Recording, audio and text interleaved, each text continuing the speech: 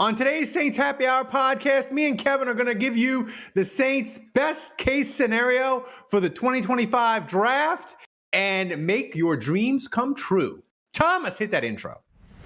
Welcome to Saints Happy Hour podcast. We never trade up. There was a path to give up 3 first-round picks to get Jaden Daniels. I would do it. And I would pick Jaden Daniels. Now grab a drink and enjoy the show.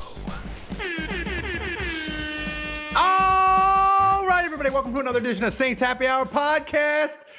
As always, we're brought to you by Hard Hide, Ponchatoula, Strawberry Whiskey. If you find us on YouTube, hit that subscribe button, hit that like button, leave a comment for us in the algorithm. It helps us get more views, helps support the podcast, doesn't cost you anything. We appreciate it. I got Kevin with me. I got Thomas running the show back in Poland.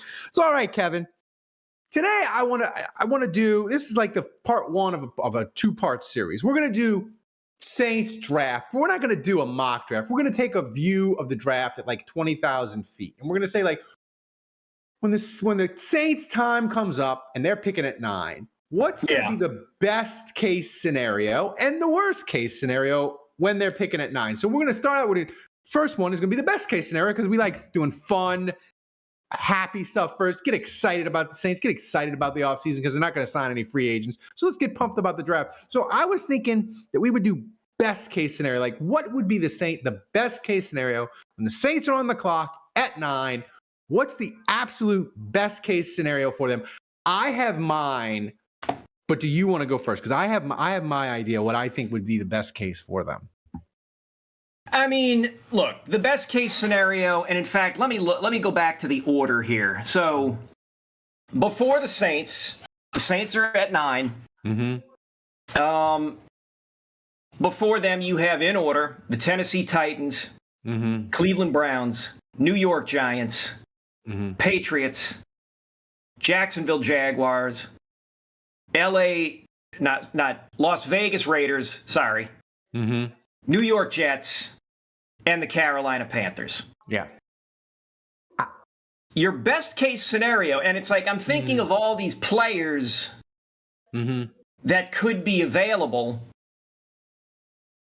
and I realize that it's not going to happen. Like, obviously, I would love it if Abdul Carter, the wide receiver from Arizona, McMillan. There you go. Because instead of me trying to figure out his first name, McMillan. No shot. Mason Graham. Maybe. Will Johnson. If those guys. Go ahead. I was just saying no shot when you listed off the names of if they'll be there at 9, and I said, McMillan, no shot, and Carter, no shot. But the others, maybe. Well, listen, if Carter, look, but you're asking for best case scenario. That's right. I'm trying to not go full pie in the sky and hope that 3 teams, and hope that 3 of these teams ahead of the Saints make absolutely boneheaded decisions. That's right.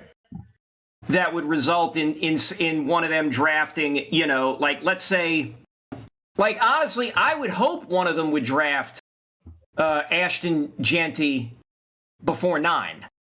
That would be a best case scenario. Me and you were gonna argue now. Me and you were gonna argue. Like, I would hope that somehow, Abdul Carter or McMillan looks worse in the combine, or a couple of the quarterbacks look way better in the combine or something. Something to justify more than, say, Cam Ward and Sanders keep showing up in the top 8. Best case scenario, there's another quarterback that shows up in the top 8. See, maybe, yeah. So what I'm saying is, from Ole Miss. What I'm saying is not total pie in the sky. I'm saying you would get either the Arizona wide receiver or Abdul Carter and Graham, who would somehow be available at 9. 2 of those 3 available at 9. You give me that, And I think the Saints sit on, hold off for a little bit and see if they get any phone calls. But obviously, you're asking me for my best case scenario. My best case scenario is there are a couple of guys that drop to where the Saints are getting phone calls and legitimate offers to trade up for the Saints to trade back, I mean. Yeah, no, I agree with you. I agree with you. That's what we want. I'm taking a different view, though. You said, but is you okay? And obviously, my default setting is trade down. So I'll impose this on myself. If the situation is best case scenario for them to select a player at 9, then either Abdul Carter, the wideout from Arizona, or Graham, two of those three drop to 9, and the Saints have a decision to make. Yeah, I did it similar, but my thought process is the Saints, we want them to trade down. They came exceptionally close last year. It didn't happen, so if it doesn't happen, you get no credit. But if Brock Bowers had been there on the clock when the Saints picked, they were going to trade with the Rams. And the Rams were going to give them a ridiculous offer to get Brock Bowers. Like McVay loved Bowers, and he was correct. But so my thinking is, Kevin, what I want is when the Saints to pick at 9, I want Genty there. I want Warren to shoot up the boards at the combine. The tight end from Penn State. He's a complete tight end. He can block. He's not like a Kyle Pitts or even like a Brock Bowers where you like put him in the slot and he's not really a tight end because he can't really block. Like he's a true tight end. Teams love him. And then I think your thing about a third quarterback is good, but I think also if another receiver besides McMillan could move up the boards, then at 9, you have Genty, you have Warren, and you have another wide receiver, whoever that might be. Well, Warren would be there at 9 regardless. But what I'm saying is you want those guys to really shoot up the boards, and then you have teams like Denver and the Rams. Okay. So you're pitching it like you want. So you're pitching a trade down situation. Yeah, I'm pitching I want an offensive skill guy. Okay, so teams in the 20s are if you're looking for another wide receiver, the guy from Ohio State, Emeka Egbuka. Yeah, like him, Egbuka, where a team would be like, we gotta move. Like Sean Payton would be like, I got Bo Nix, I got my offensive line, I need Genty, I need Egbuka. I need Warren, right? He's gonna be Jimmy Graham, but he's gonna be do everything, Jimmy Graham. So you get Sean Payton, and then you have a team move from 20, move from 22, and they're making Loomis offers that are like too good to say no to. And you don't just have one team doing it to where it's like Loomis is like, it's Denver, and it's a second this year and a fourth next year, and my chart says it's kind of equal, but we really like Warren. He's number 8 on our board, and then it gets just dicey. Where if you got the Rams and Denver, and you got all these teams, you might be able to get, we'll give you a second and a second this year and a first next year, or and you're getting like a Godfather offer. So that's my best case scenario.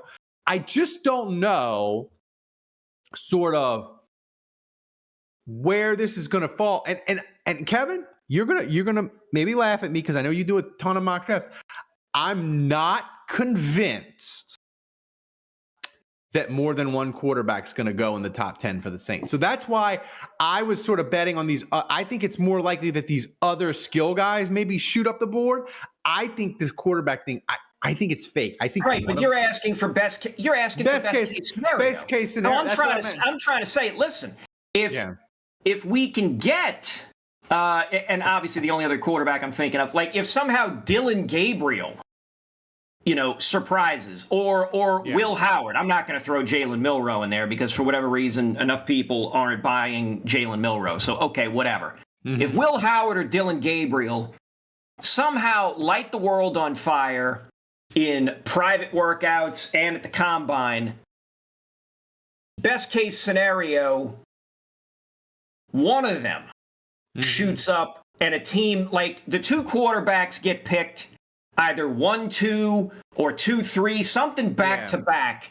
And a team after that and before the Saints has a moment of panic where they say, to hell with it. We've got to get one of these quarterbacks because they've moved up high enough to where we have to reach and take them now because they won't be around for the next go round. Yeah. Here's my question to you before we get out of here. And I know me and you, listen, we've been beating the trade down drum for you've been beating it forever. I've been beating it with you. Years.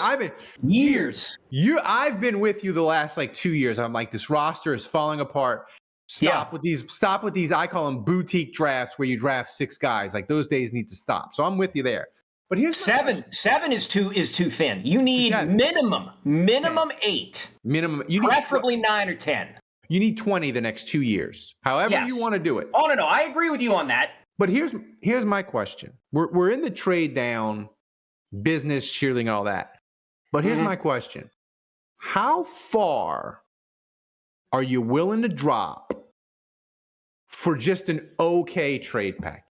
I'm not if somebody wants to blow the Saints out the water and come up and get a quarterback or whatever, and if the Rams are like, we got to have Warren and we'll give you the 1 and a 2 and a 2 next year. You just say yes and you're fucking done with it, right?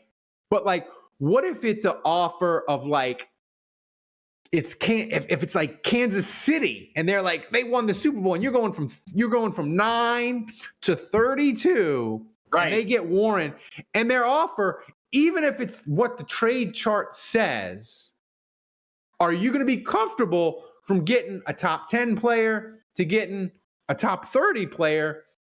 And it's, or it's right at the chart value, or it's a little bit less. How far are you willing to move down in the draft? Let me do the math on this. Let me get the Walter Football numbers on this. Draft points. Oh, I'm sorry. It's not Walter Football. I've been calling it Walter Football. It's Draft Tech. Draft Tech, yeah. God damn. Yeah. So my apologies to the fine folks at Draft Tech. Okay, so Kansas City has. So we're gonna have to listen to me do some math on the sheet here. So 270, 260, and 116. So that's a 6. That's 9 and 7. 16 plus that's 22, 23. Carry the 2, 7, 9, 11, 12. While you do that. 12, okay. 1,200. The Chiefs' first 4 picks are 32, 64, 66, and 96. That's a total of 1,236 points, according to Draft Tech. The Saints' 9th overall pick is worth by itself 1,350 points. So the Saints are quote unquote would be leaving points on the board. However, I would absolutely take that. If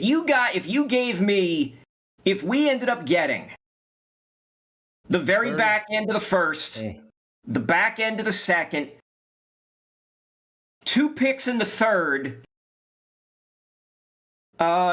to relinquish our 9th, I would take that. What if they said you don't get all of them? You don't get the second, third. Would you do it then?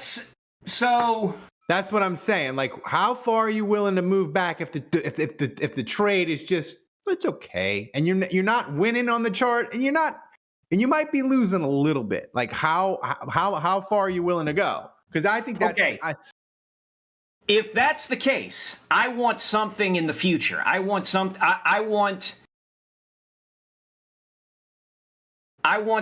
from the future. So let's say it's a first round pick swap, 9 for 32. We end up with 66 and 96.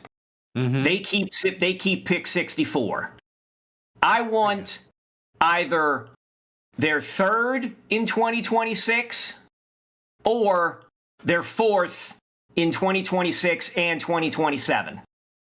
But that's what I'm saying. There is a line where you're like, no, I'm not doing that. for a trade down. Like if they say Right. if Kansas City was like, no, you get 60, you get 3 picks. You'd be like, no. Right. Well, I mean, it's a pick swap Plus 2. Yeah. plus 2. Yeah. So it's a pick Yeah. swap plus 2. You'd be like, no. There is a line. Unless, I mean, they would have to give me.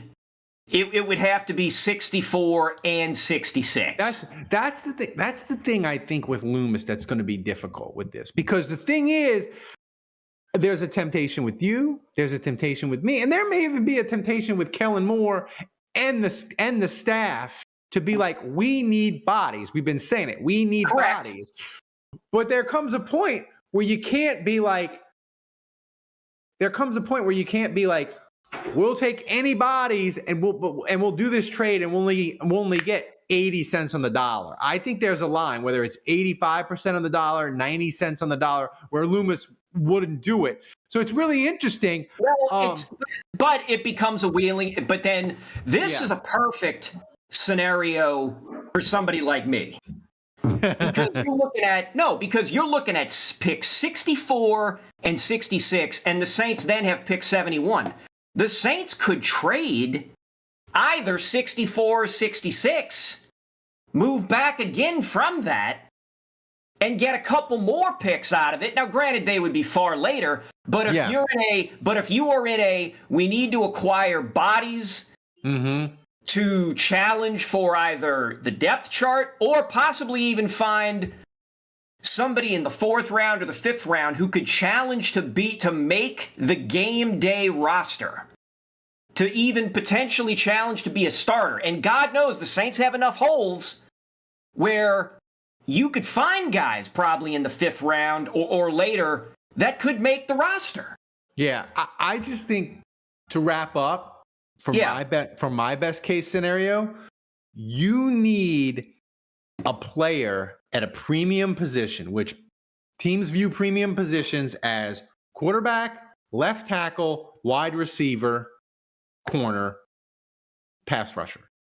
You need a guy there at 9 that a playoff team feels ridiculous about.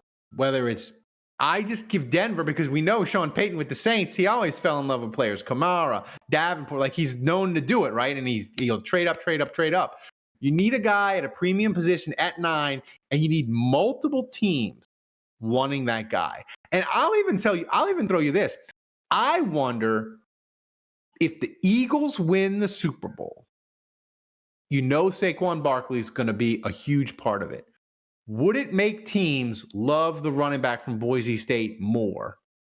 And that's a situation where we don't get the huge trade down that we want, Kevin, but you get a Dallas, another team in those 13 to 16 area where they're like, hey, Saints, go from 9 to 13. We'll throw you a 4th. We'll throw you a 3rd, right? So I think that is another potential best case scenario where teams just start the whole running backs aren't valuable. Don't draft them in the 1st round, draft them later. That sort of, even though it might be true, it goes out of the window because Saquon Barkley runs for 3 touchdowns and 180 yards Super Bowl Sunday. And teams are like, you get your running back. It's back to 1978. You get your running back. You build with your bell cow running back. So that's another best case scenario for the Saints. I'm not going to dispute that. I'm not going to dispute that. Like there's no question there. You laid out a scenario. I agreed with it. Yeah. And there you go. What? Last thing, then we get out of here. Okay. What is your gut feeling of how the draft? I mean, it's still we're still a long way away from. Right. We don't really understand the draft. Yeah, we're months away. The last couple of weeks, right? Because then teams stop lying, and the ratings and the boards sort of fall into place. Well, right. I mean, look, the only reason I started doing mock drafts before. I started doing the mock drafts again in November because the Saints were just like, that's right. It was like they were 2-7. I think they had lost the 7th in a row, and I was just like, to hell with this. I'm starting doing the mock drafts now just to give myself some sanity. normally I wouldn't have started doing it until either the season had ended or maybe we'd hit late December something. Yeah, yeah, like this is it by the time the draft hits, it'll have been months. It'll have been 6 months of doing mock drafts. That's right. So it's early. But what's your vibes and the vibes in your gut? What's your gut tell you about? My gut tells where me you're going to be when the Saints. My gut tells me that the Saints are not going to get that a good situation is not going to happen. My gut tells me that there's going to be not many people wanting to trade up. Yeah. That 9 might be a bridge too far, even though I think 9 is fine, and there might be some teams that are on the cusp that might look at it like, hey, let's trade up and take a risk. So it'll probably be, you'll have like it'll either be, you got 2 phone calls, 2 offers, they'll be kind of whatever. And it's either that or you end up taking a player, and it won't be Abdul Carter. It won't be the wide receiver from Arizona. Maybe if you're lucky, it's Graham who's dropped down. Mm-hmm. You know, and that's what we're looking at. Yeah.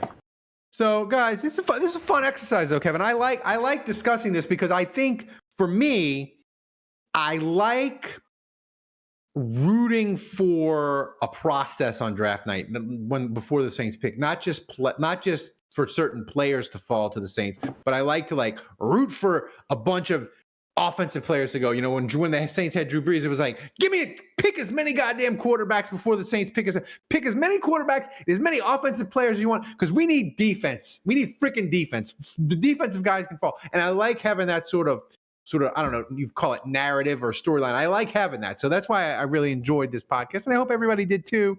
If you liked what you saw, go to patreon.com/Saints Happy Hour. Check us out.